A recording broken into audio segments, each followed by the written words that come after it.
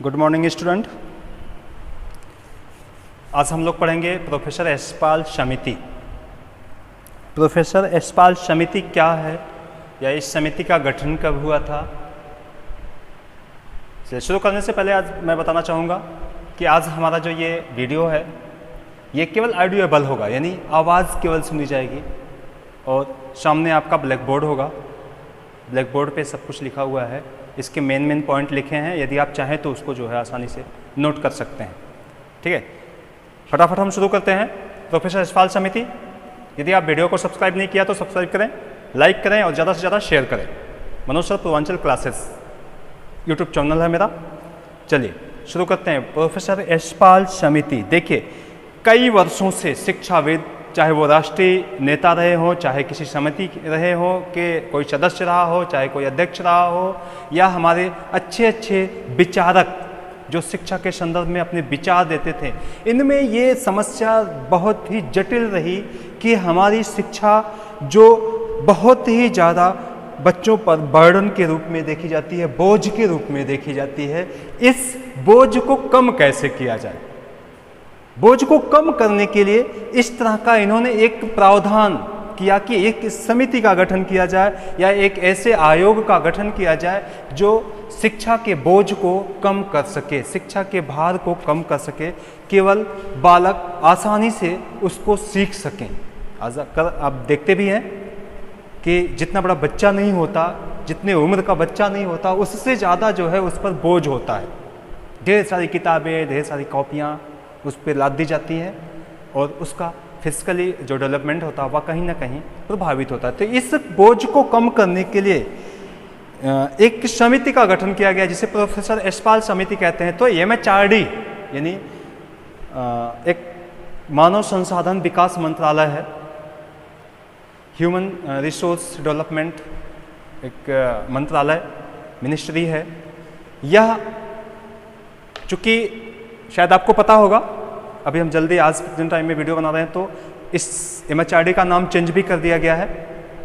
आप लोग कमेंट करके बताएं कि वर्तमान में MHRD का नाम क्या रखा गया है। नई शिक्षा नीति लागू की गई है तो उसमें MHRD का नाम चेंज कर दिया गया है।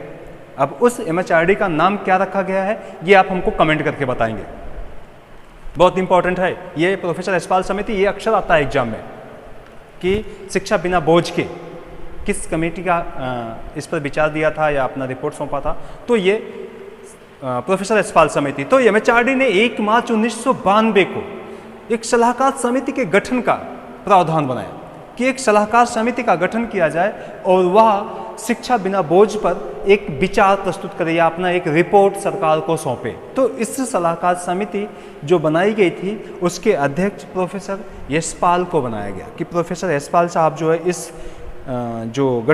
ये है समिति है इसके अध्यक्ष होंगे।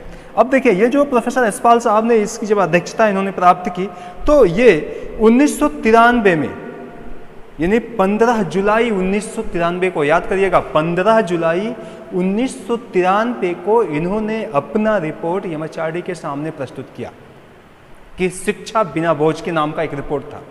तो शिक्षा बिना बोझ के नाम का जो रिपोर्ट प्रस्तुत किया, उस रिपोर्ट को 5 खंडों में विभाजित किया, 5 खंडों में विभाजित किया और 5 खंड में प्रथम खंड जो था वह समिति के गठन के उद्देश्य, कार्यविधि तथा धन्यवाद ज्ञापन से शुरू किया इन्होंने। जो प्रथम रिपोर्ट खंड था वह समिति के जो उद्देश्य थे उसका स्पष्टीकरण करता है, कार्यविधि का स्पष्टीकरण करता है और धन्यवाद ज्ञापन करता है। सेकंड जो खंड था, पार्ट था, वह सेकंड पार्ट वर्तमान शिक्षा की समस्याओं पर विचार करता है कि वर्तमान शिक्षा की समस्याएं क्या हैं, किस तरह की हैं, वस्तुस्थिति कैसी है, तो उस पर विचार करने पर बात कहा है। तीसरा खंड जो आता है, तृतीय खंड, वो समस्या के कारणों को खोजने के प्रयास पर बल दिया कि समस्या के कारण क्या हैं, उन कारणों को खोजा जाए, उन कारणों को तलाशा जाए कि यह जो शिक्षा ज़्यादा से ज़्यादा बर्डन बच्चों पे लाद रही है उसकी समस्या क्या है, कारण क्या है, उस कारणों की खोज किया जाए।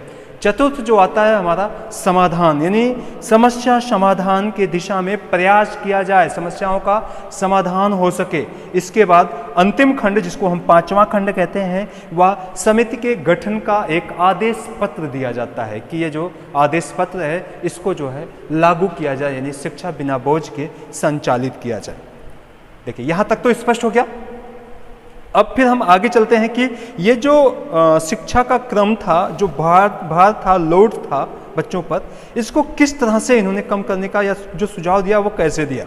ठीक है, तो इन्होंने कहा कि छात्रों में अधिक पढ़ाई जाने वाली यानी अपेक्षा रखने के फलस्वरूप कम सीखते हैं या समझते हैं। ये तो एक समस्याएं थी कि हम बच्चों को जो सिखाते हैं अधिक से ज़्यादा पढ़ाते हैं, इसलिए ज़्यादा से ज़्यादा पुस्तकें दे देते हैं। तो इतना पुस्तकें ना दी जाएं, हमें ज़्यादा से ज़्यादा हम सिखाने पर बल ना दें कि हम ज़्यादा से ज़्यादा ज्ञान दे दें उनको, नहीं, आवश्यकता के अनुसार, रुचि के अनुसार, क्षमता के अनुसार ही ज्ञान दिया जाए, उसके औसत के अनुसार ज्ञान दिया जाए। यानी क्योंकि अब देखिए उस समय, यानी आज भी हम देखें तो अभी भी ये जो शिक्षा बिना बोझ के जो लागू किया गया, इसमें भी अभी वह सब कुछ सही तरीके से क्रियान्वयन नहीं हो पा रहा है जो प्रोफेसर यशपाल साहब ने कहा था, है ना। आज भी चूंकि उस समय भी इन्होंने जब अध्ययन किया था तो मिनिमम यानी कम से कम जो शिक्षा का बोझ था वह 5 kg था, यानी एक बच्चा 5 किलोग्राम बस्ता लेके चलता था। इस बोझ को कम करने के लिए आज फिर प्रावधान उन्होंने किया कि शिक्षा बिना बोझ के हो, लेकिन इसमें भी बस्ते का वजन कम नहीं किया गया।